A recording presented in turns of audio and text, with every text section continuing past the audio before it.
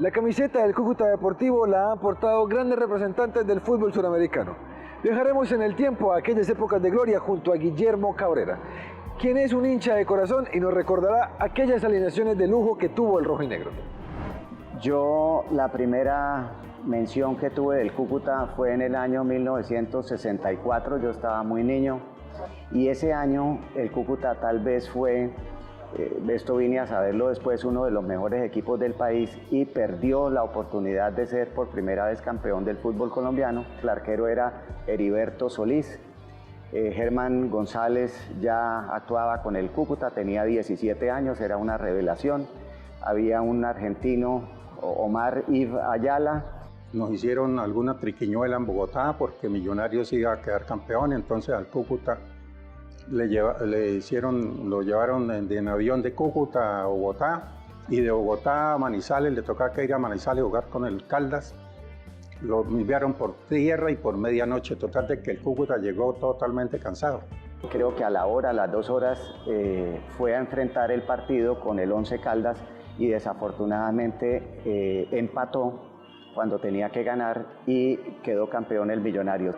En doblemente glorioso lo llamamos así porque resulta que por ahí en los años 50 el Cali era el equipo boom en Colombia y le ganaba a Raimundo y todo el mundo, y entonces al Cali lo colocaron el glorioso porque le ganaba a todo el mundo, y llegó el Cúcuta y le ganó allá y le ganó acá, entonces como le ganó 2 veces, doblemente glorioso.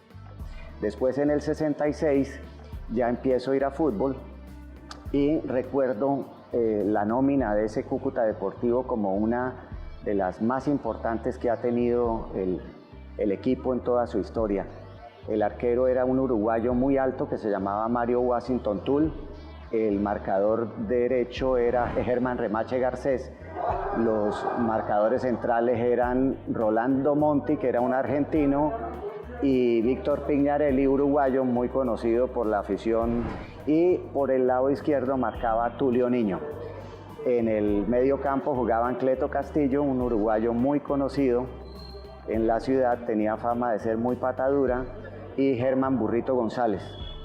Y en la delantera jugaban por la punta derecha Germán Palomo Ramírez, en el centro jugaban Omar Verdún y Walter Sosa, y por la punta izquierda jugaba Mario de Britos. En ese entonces el esquema de juego era 4-2-4, por eso hablo de los 4 defensores, los 2 mediocampistas que eran Cleto y Germán, y adelante los 4 delanteros. Le decían el zoológico al Cúcuta. ¿Por qué le decían el zoológico?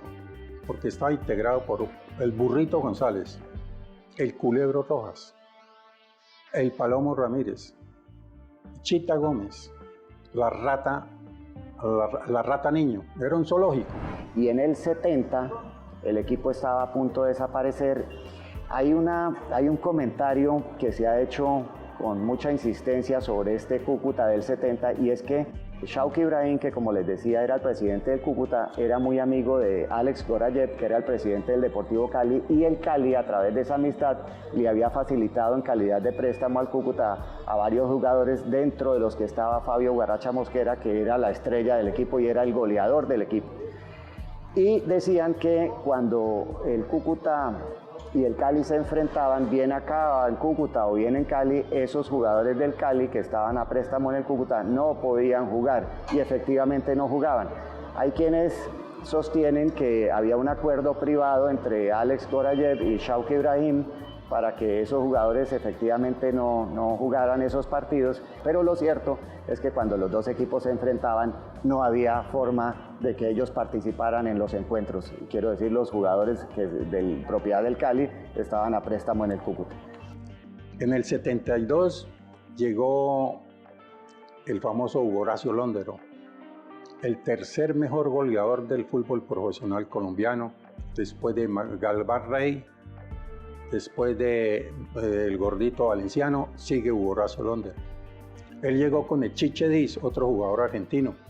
Hugo había jugado en el América en el año 69, y Hugo es goleador en el 71 y en el 72. y después de ese buen suceso que tiene Hugo Horacio Londero, el Cúcuta se lo vende al Atlético Nacional. Hubo un partido, una anécdota allí, hubo un partido entre el Cúcuta y Nacional. Faltando 3 minutos para terminar el partido, el Chiche hizo el segundo gol del Cúcuta. Pero ¿qué fue lo que pasó allí? Faltando 3 minutos para terminar el partido, como le dije anteriormente, el Chiche hizo el gol y en esa época no había mayor seguridad en el estadio. La gente que estaba allí aglomerada saltó las vallas y tumbó las vallas y se metió al estadio, y el árbitro, que era el famoso Chato Velázquez, y entonces el Chato le tocó que parar el partido faltando 3 minutos. Eso como manera de anécdota. Pero en el segundo semestre del año 80, a mi juicio, tuvo el mejor equipo, incluido, óigase bien, incluido el que fue campeón, el del 2006. Para mí ese fue el mejor equipo. La nómina titular de ese equipo era, la recuerdo con mucha precisión, era Miguel Núñez, de grata recordación, cucuteñísimo Miguel. Después Miguel va a la Selección Colombia y lo reemplaza Omar Valentín Vargas.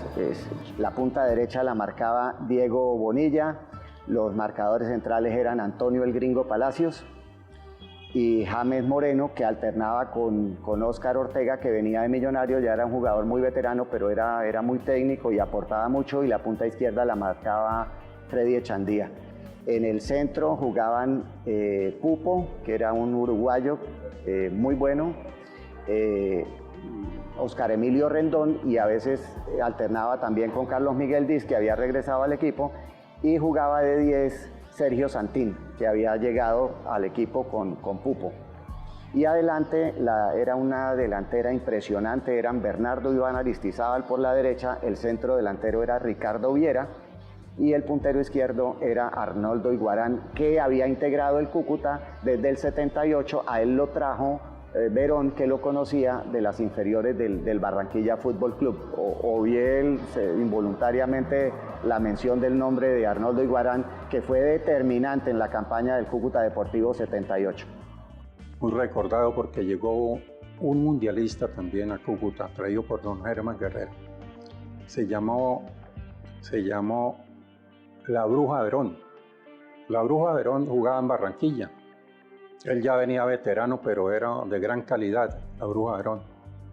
Y la Bruja Verón vio en Barranquilla un negrito que era muy liso. Era pero un tipo muy veloz, que se llamó Arnoldo Iguarán. Y lo veía, era un pelado Arnoldo Iguarán en la selección del Atlántico. Y le dijo a Germán Guerrero, que es el presidente del Cúcuta, ¿por qué no traemos ese negrito? Miren, nos lo están vendiendo y es muy bien, yo lo garantizo. Entonces averiguaron por el negrito Iguarán, y entonces la única falla del negrito Iguarán era que era muy mujeriego, tenía muchas novias. Entonces, pero traigámoslo, y lo trajeron. ¿Y quién fue después? Arnoldo Iguarán, una figura del fútbol colombiano.